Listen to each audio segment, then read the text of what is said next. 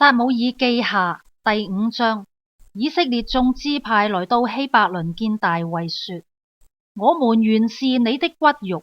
從前掃羅作我們王的時候，率領以色列人出入的是你。耶和華也曾應許你說：你必牧養我的民以色列，作以色列的君。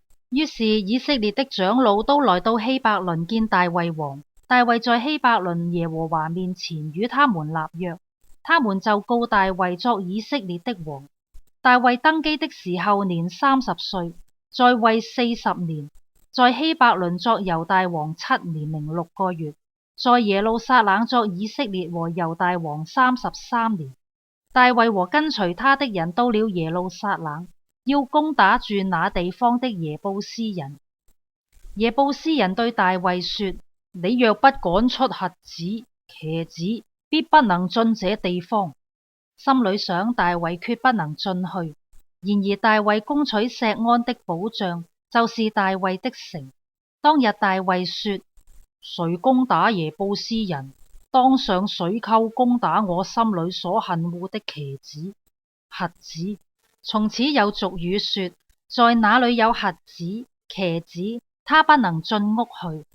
大衛住在保障裏，給保障起名叫大衛城。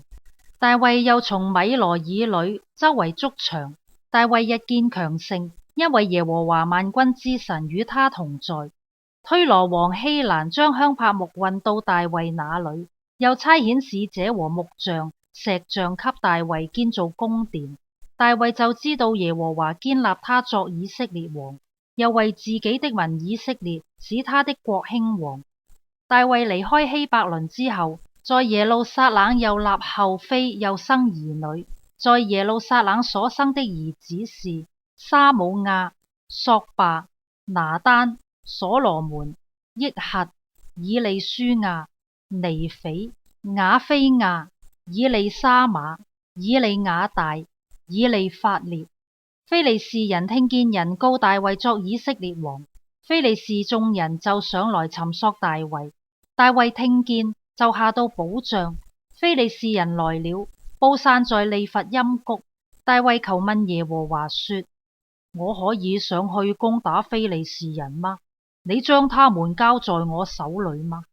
耶和華說：你可以上去，我必將非利士人交在你手裏。大衛來到巴力毘拉心，在那裏擊殺非利士人，說：耶和華在我面前衝破敵人，如同水沖去一般。